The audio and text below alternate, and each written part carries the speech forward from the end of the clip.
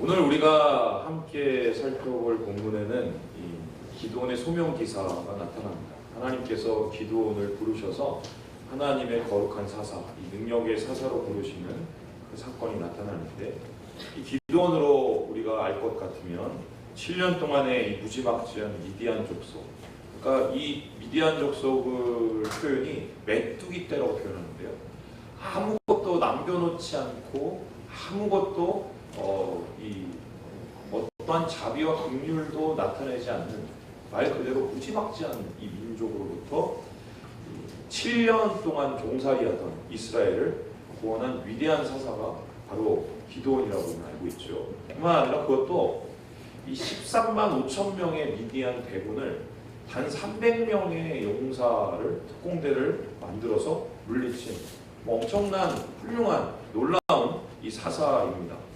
하지만 우리 이 기드온의 시작과 또한 기드온의 부르시는 이 첫 장면을 보면 그의 위대함과 그의 놀라운 업적에 비해서 너무 미약하고 부족하고 너무 함량미달의 모습을 보게 됩니다. 그는 하나님께서 부르시기에 본문에 나타난 이상 굉장히 모자란 사람, 이 자격미달의 사람이었어요. 이에 그에 있는 이 자격미달과 함량미달의 모습은 여호와의 사자와 기드온의 대화를 속에서 나타나는데, 그의 부족함을 우리는 한 3가지 정도로 요약해 볼 수 있겠습니다. 우리 함께 13절의 말씀을 같이 한번 읽어보겠습니다. 13절 말씀입니다. 시작. 기드온이 그에게 대답하되 오 나의 주여, 여호와께서 우리와 함께 계시면 어찌하여 이 모든 일이 우리에게 일어났나이까. 또 우리 조상들이 일찍이 우리에게 이르기를 여호와께서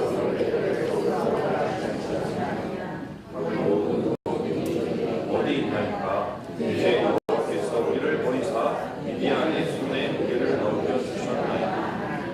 그의 부족함이 드러나는 첫 번째 이유는 뭐냐면, 그는 잘못된 신학을 가지고 있었습니다. 말 그대로 하나님을 잘못 알고 있다는 것입니다. 오늘 이 13절에 나온 이 기드온의 이야기를 보면은 이 여호와의 사자에 대한 그의 대답 속에서 무엇을 알 수 있겠습니까? 한마디로 정리하면 우리가 이렇게 힘들고 어렵고 고난 가운데 있는 이유가 하나님이 우리를 버리셨다는 것입니다. 그래서 하나님에게 모든 탓을 돌리고 있는 이 기드온의 장면을 보게 됩니다. 이러한 이 기드온의 이 모습, 생각이 반은 맞고 반은 틀리는데요. 하나님께서 이스라엘을 미디안 손에 넘기신 것은 어느 정도 맞습니다.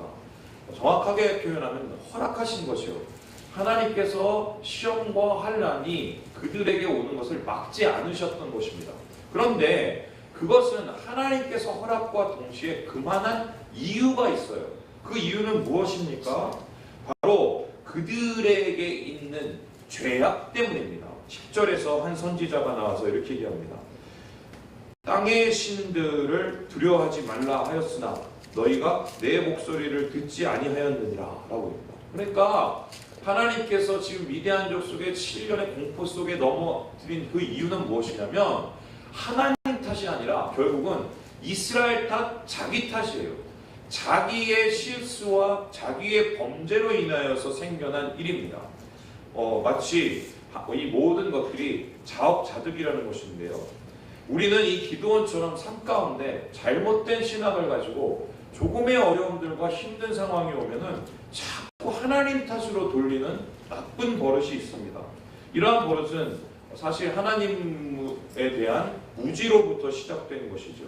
여러분, 하나님은 우리에게 고통을 주시거나 멸망을 주시는 분이 아니십니다. 여러분, 제 말을 믿는 게 아니라 이 성경을 보세요. 처음부터 끝까지 하나님이 말씀하신 건 회복과 은혜입니다. 심지어 이스라엘 백성의 패망과 멸망을 예언하는 그 자리에도 하나님께서는 그 후에 일어날 하나님의 나라의 회복을 계속해서 얘기하고 계십니다. 시험과 어려움 앞에서 오히려 감당할 힘과 능력을 주신 분이 하나님이십니다. 그래서 야고보서는 이렇게 얘기합니다. 야고보서 1장 13절 우리 같이 한번 읽어봅니다. 시작. 사람이 시험을 받을 때 내가 하나님께 시험을 받는다 하지 말지니 하나님은 자기에게 시험을 받지 아니하시고 우리에게 닥쳐진 시험은 나의 잘못이나 혹은 누군가의 잘못으로 이루어졌다는 것이죠. 시험 가운데 그래서 우리가 고민해야 되는 것은 무엇입니까? 하나님이 나를 왜 이렇게 힘들게 만들어? 왜 이렇게 나를 어렵게 만들어? 뭐 때문에 하나님이 이러는 거야? 이런 질문이 아니라 왜 하나님이 나를 버렸는가? 이 질문보다는 왜 내가 하나님을 떠났는가에 대한 질문에 초점을 맞춰야 돼요. 그게 시험과 어려움을 극복할 수 있는 가장 큰 지름길입니다. 내 안에서 그 문제를 발견하는 것, 그래서 하나님에 대한 잘못된 알에서 벗어나는 것이 시험과 어려움을 이겨내는 방법이라는 것입니다. 하지만 기도는 지금 보십시오. 한참 잘못된 신앙을 가지고 하나님 탓만 하는 인생을 살고 있습니다. 그의 모습을 바라보았을 때 이스라엘을 구원할 사사로서 전혀 어울리지 않는 자격미달의 이 모습, 신학을 가지고 있다는 것을 보게 되는 것입니다. 오늘 이 본문을 통해서 보는 이 자격미달, 이 함량의 두 번째 이유는 무엇이냐면 그가 잘못된 자아상을 가지고 있다는 것입니다. 우리 함께 15절 말씀을 같이 한번 읽어보겠습니다. 15절입니다. 시작. 그러나 기드온이 그에게 대답하되 오 주여 내가 무엇으로 이스라엘을 구원하리 오소서.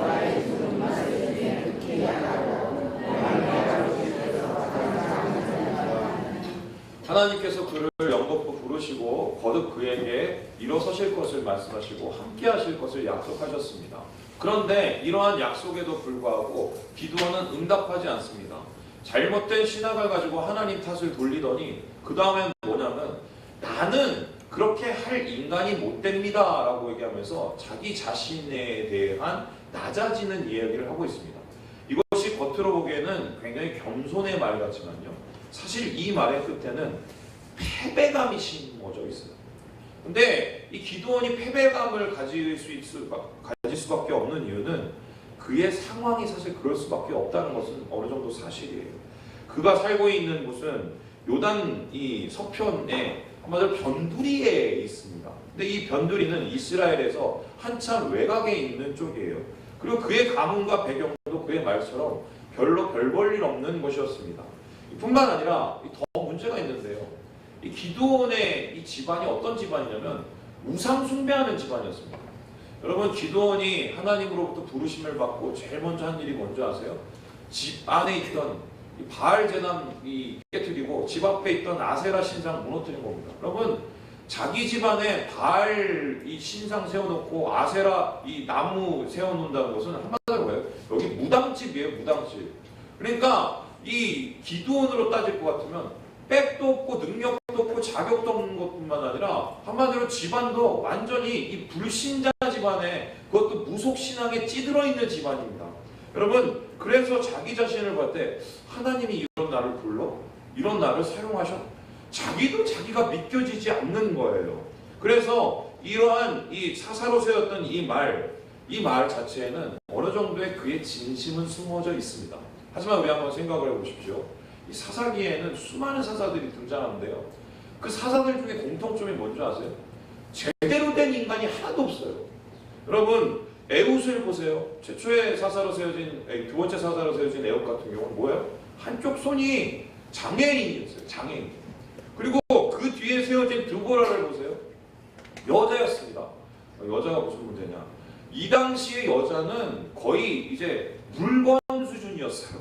그래서 돈 주고 사고 팔 수 있는 그런 수준이었고, 사회에서 그 지위와 배경이 극도의 소외됨을 받고 있었던 사람들이었습니다. 그런데 이 여자가, 이 사람이 하나님의 손에 붙잡혀서 뭡니까? 장군이 되고 사사가 됐어요. 뿐만 아닙니다. 그 이어 나오는 입다라는 사람을 보세요. 이 사람은 뭐예요? 사생아 출신의 불량배예요. 건달이에요. 그러니까 하나님께서 입다를 쓰실 만한 이유도 없고, 완전히 출신 성분도 이상하고 그가 지금 하고 있는 행동도 되게 이상한 겁니다. 그런데 하나님께서는 그들과 함께 하시고 그들을 사사로 세우셨습니다. 이 하나님께서 쓰시기 원하시면은 능력도 배경도 가문도 문제가 되지 않아요. 이유는 무엇입니까? 하나님의 사역은 힘과 재력으로 하는 게 아니기 때문이에요. 주님의 사역은 부르심을 받은 자의 믿음을 통해서 이루어집니다. 맞아요. 나는 가문도 엉망이고 배경도 엉망이고 우리 집은 무당 섬기는 집이요, 무당이고 우상 섬기는 집이에요. 말이 다 맞아요. 그런데 하나님께서 그에게 요구하시는 것은 뭐냐면 그가 가지고 있는 그 구제불능의 모습이 아니라 그 속에서 하나님을 바라고 믿는 그 믿음의 결단을 원하셨던 거예요. 여러분, 제가 청년 사역하면서 이 패배주의에 쩔어있는 많은 친구들을 만났거든요. 이 패배주의에 쩔어있는 많은 친구들의 대부분이 뭘 물어보면요, 굉장히 부정적입니다. 왜 부정적이냐면 이들의 마음속에 무력감이 있어요. 무력감. 그래서 뭘 해도 안 돼. 뭐 이때까지 살면서 안 되는 걸 너무 많이 겪어봤으니까. 뭐 이게 시험도 쳐봤는데 제가 심지어는 십수를 한 친구를 알아요. 십수. 그럼 말이 십수지. 이게 한번 해보세요. 어떤가요? 이 친구를 보면 얼굴 자체가 이미 이제 시커매요. 안 되는 거예요. 나는 안 돼. 그런데 여러분, 이 패배감과 무력감의 뒤에는 어떤 감정이 있는지 아세요? 제가 이 친구들하고 얘기를 해보면요, 되게 흥미로워요. 이 무력감의 밑에는 분노가 있어요. 그러니까 이거예요. 이 안 되는 일을 너무 많이 겪어보니까 막 분노가 쌓이는 겁니다. 근데 분노를 누구 탓을 하겠어요? 지 탓이지요. 자기가 뭐 능력 없으니까 그런 거죠. 그러니까 이 분노를 해결할 마음이 없으니까 자기 마음을 파먹는 거예요. 그러니까 이게 파먹게 되면 이게 병이 되면 이게 우울증이 되거든요. 그러면 이 영적인 우울증에서 해결받지 못하고 자기를 파먹으니 비뚤어진 자아상을 가지고 살면서 나중에는 자기 말대로 인생이 비뚤어져요. 여러분, 무력감과 패배감을 극복할 수 있는 방법, 하나님께서 사사를 세우시는 그 이유, 믿음밖에 없어요. 믿음이 하나님께서 우리를 하나님의 은혜로 세우시고 부족한 나를 부르시고 하나님의 사명자로 세우시는 것입니다. 영적 무력감에 시달리는 우울증 환자 기드온, 여러분, 그는 잘못된 신학과 동시에 잘못된 자아상을 가지고 실은 봤을 때는 전혀 가능성이 없는 자격 미달과 함량 미달의 사람이었다는 것을 오늘 이 말씀 속에서 보게 되는 것입니다. 우리가 세 번째로 이 기드온의 모습을 통하여서 알 수 있는 이 자격 미달의 모습은 무엇이냐? 우리 함께 17절의 말씀을 같이 한번 읽어보겠습니다. 17절 말씀입니다. 17절 시작. 기드온이 그에게 대답하되 만일 내가 주께 은혜를 얻었으면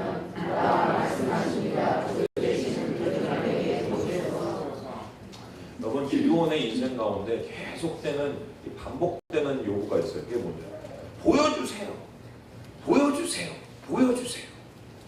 오늘 하나님 앞에 와서, 야, 내가 너를 부를게, 함께할게, 너를 사사로 세울게, 너 이기게 해줄게, 걱정하지 마, 미디안 가면 다 이길 거야, 내가 한다니까. 그래요? 안 된다니까, 저 힘없다니까, 할 수 있어. 아, 저는 뭐 엉망이라니까, 할 수 있어. 그 다음에 뭐라고 하냐니까, 그럼 보여주세요. 이렇게 얘기해요. 보여주세요. 여러분, 이것은 이후에도 계속 등장하는데, 미디안 족속 앞에 가서 하나님의 명령을 가지고 이제 칠까 말까를 고민하잖아요. 그때도 뭐라고 합니까? 보여주세요. 뭘 가지고 보여? 양털을 가지고 보여주세요. 양털만 적게 해주세요. 뭐 양털만 안 적게 해주세요. 이런 거로 하나님 앞에 계속 얘기해요. 심지어 나중에는 뭐냐면요, 하나님의 은혜로 말미암아 300용사를 데리고 가는데도 눈앞에 이제 싸움만 하면 되거든요. 거기도 안 가요. 그리고 뭐냐, 보여주세요. 그러면서 한 게 뭐냐면, 내려가봐라 그랬더니 내려갔더니 그 적군들이 뭐 보리떡이 내려가고 막 진지를 막 엉망을 만들었던, 여러분, 하나님 말은 못 믿고요, 적들의 말은 믿어요. 이게 기드온의 이 실상이에요. 여러분, 기드온은 한마디로 잘못된 신학과 동시에 잘못된 자아상을 가지고 있었고요. 제일 문제가 뭐냐면 잘못된 믿음을 가지고 있어요. 기드온의 인생 가운데 계속되는 이 시험의 문제, 이것은 어떻게 보면 하나님에 대한 온전하지 못한 그의 믿음을 대변하는 것입니다. 여러분, 히브리 기자가 믿음에 대해서 이렇게 표현하고 있습니다. 우리 11장 말씀을 같이 한번 읽어보겠습니다. 시작. 믿음은 바라는 것들의 실상이요 보이지 않는 것들의 증거니. 히브리서 기자가 말하는 믿음이라는 것 중에 만질 수 있고 보일 수 있는 것은 아무것도 없습니다. 어떻게 보면 믿음은 허상일 수 있어요. 여러분, 한번 생각해 보세요. 2000년 전에, 여러분 여기 이스라엘 안 가보신 분 꽤 되시죠? 저는 그래서 가보긴 했어요. 이 이스라엘에서 태어나서 죽으셨던 분을 우리가 구주라고 믿습니다. 본 적도 한 번도 없어요. 들은 적도 없어요. 우리가 직접 거기에 땅을 밟아본 적도 없어요. 이게 가능해요? 이런 믿음이 우리가 어떻게 설명을 할 수 있겠습니까? 뿐만 아니라 하나님께서 모든 것을 해주신다. 여러분 믿는 사람들은 모르겠지만 믿지 않는 사람들에게 얘기하는 게 뭐예요? 아 그렇다면 뭐 하나님 한번 보여봐. 그럼 하나님 보여주실 수 있어요? 우리가 할 수 있는 게 별로 없어요. 우리 안에 이 믿을 만한 이 어떤 붙잡을 수 있는 것, 나타낼 수 있는 것, 드러낼 수 있는 것이 없습니다. 그럼 왜냐하면 히브리서 이 기자 얘기처럼 믿음은 보이는 것이 아니에요. 추상적인 것이라는 거예요. 그런데 이 기드온의 믿음은 어떻습니까? 계속해서 보이는 것, 드러내는 것, 나타내는 것만 바라보고 있습니다. 여러분 이것을 가지고 뭐라고 합니까? 우상이라고 해요. 우상. 여기 재밌는 게 있는데 기드온이 19절에 보면요.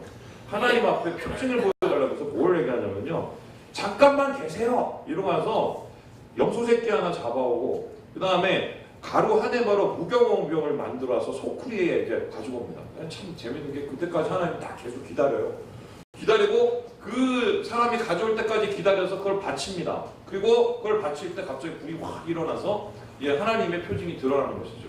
그런데 이게 재밌는 게 이 기드온이 바쳤던 염소새끼 한 마리 그 다음에 가루 한 에바의 무교병이 뭐냐면요. 그 당시에 바알에게 바쳤던 제물이에요.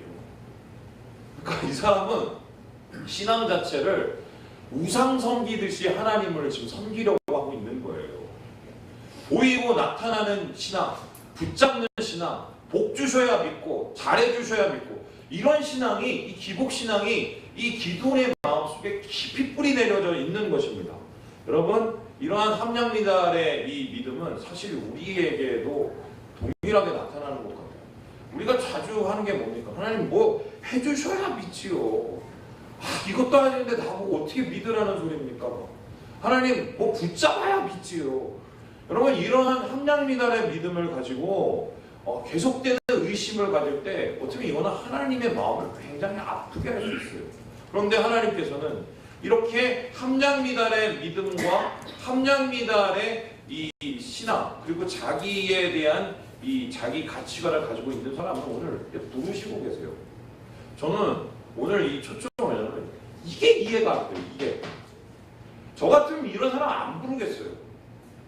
그래서 어제 제가 이 말씀을 이렇게 생각 없이 이렇게 선택하고 막 준비를 하면서 여기에 부딪혀서 넘어가질 않는 거예요. 저는 이제 그 말씀을 사실 그 전에 어떻게 준비를 했냐면 그래서 부르심 가운데 하나님의 능력이 나타나고 하나님이 이 연약한 자를 부르셔서 하나님의 그걸 나타냈다 이렇게 설교를 많이 했거든요. 근데 어제 제가 이 말씀을 붙잡으면서 저 같으면은 진짜 안 부르겠어요. 아니 신앙도 개판이야. 자기에 대한 이 가치관도 개판이야.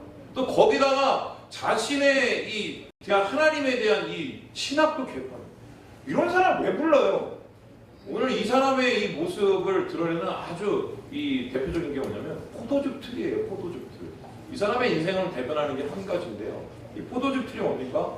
한마디로 이 포도즙 틀이 지금 틀을 만들어서 거기 안에서 뭘 하는 게 아니라 그 당시에 땅을 파서요. 이 바위 같은 걸 파갖고 한 150cm 이렇게 파서 내려갑니다.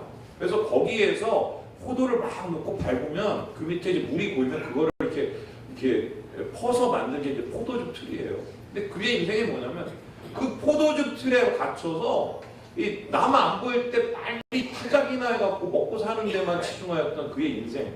이 한마디로 쪼잔한 인생이거든요. 그런 갇혀있는 인생을 왜 하나님이 부르셨을까? 이해가 안 되는 거예요. 그런데 어제 막 이렇게 붙들고 제가 어제 새벽까지 잠을 못 잤어요. 하나님 왜 이 사람을 부르셨습니까? 근데 하나님이 저한테 이런 얘기를 하시던데요. 그럼 너는 왜 불렀을 거 아니에요?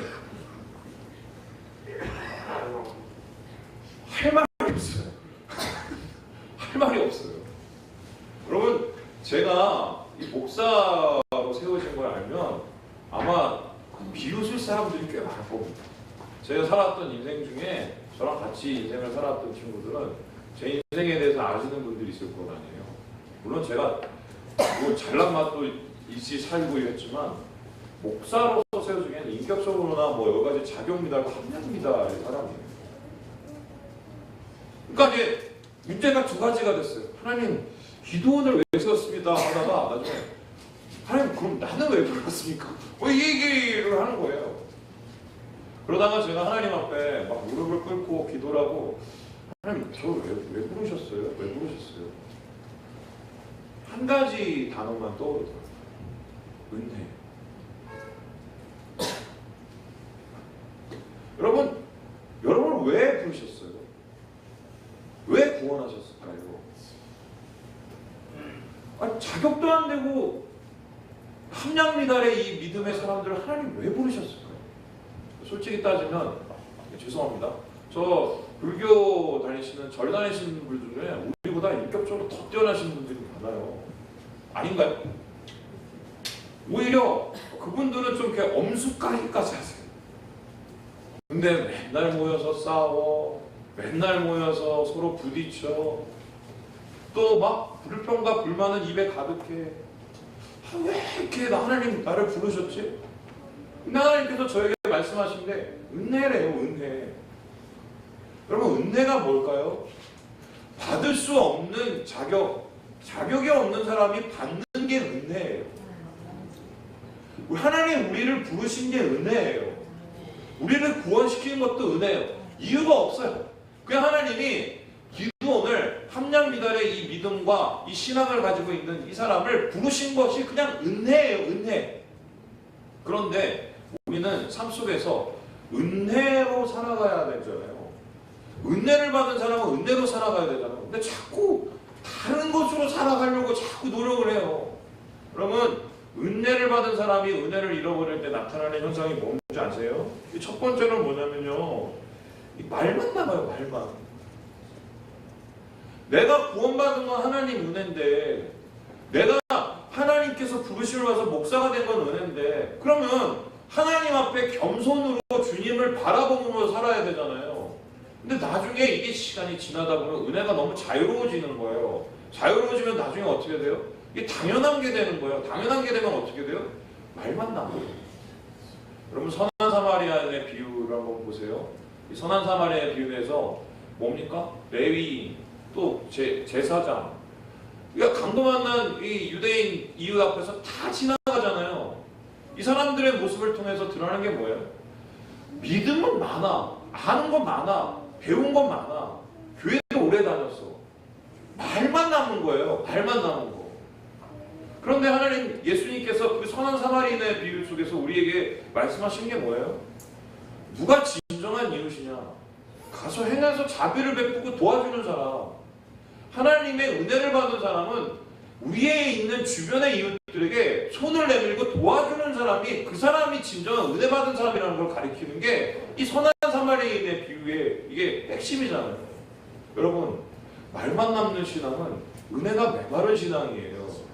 이 말만 남는 신앙 속에서는 우리가 더 이상 하나님의 부르심을 이룰 만한 우리 그 건덕지를 우리가 찾을 수가 없어요. 그냥.